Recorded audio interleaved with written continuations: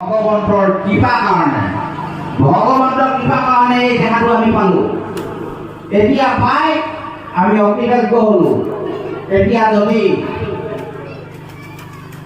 যদি ভগৱন্তই এই দেহাটো দিয়াৰ পিছত ভগৱন্তক যদি আমি নভজো, ভগৱন্তই যিখিনি আমাক এই উদ্ধৱক ভগৱন্তই যিখিনি কথা কৈ থৈ গৈছে নেমানে, তেতিয়া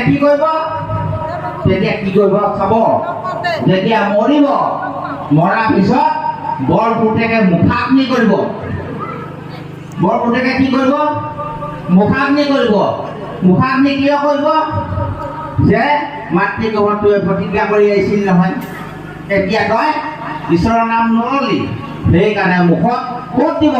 এইখন তালু এইখন ভাত, সেই প্ৰতিজ্ঞা কৰিছিলি, সেইকাৰণে তাতেই মুখাগ্নি কৰিব।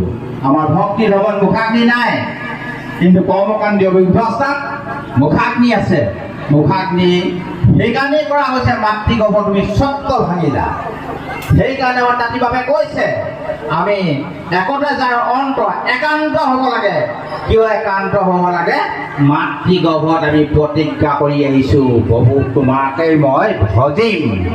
সেইটো কাৰণে মাতৃগৰ্ভত আমি প্ৰতিজ্ঞাটো ৰক্ষা কৰিবৰ কাৰণে আমি একশৰণ হ'ব লাগিব।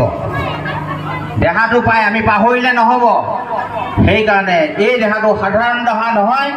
এই দেহাটো যদি সাধাৰণ হ'ব, সেইকাৰণে আকৌ ভগৱন্তই বেদ সৃষ্টি কৰি এই মনুষ্য দেহাটো সৃজিলে। বেদ সৃষ্টি কৰি ভগৱন্তই চিন্তা কৰিলে যে কি চিন্তা কৰিলে? এই বেদখন কোনে পালন কৰিব? ভগৱন্তই চিন্তা কৰিলে। চিন্তা কৰি তেওঁ আহিয়ে আমাক স্বজন কৰিলে।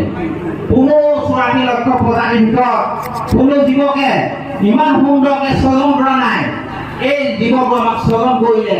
স্বজন কৰি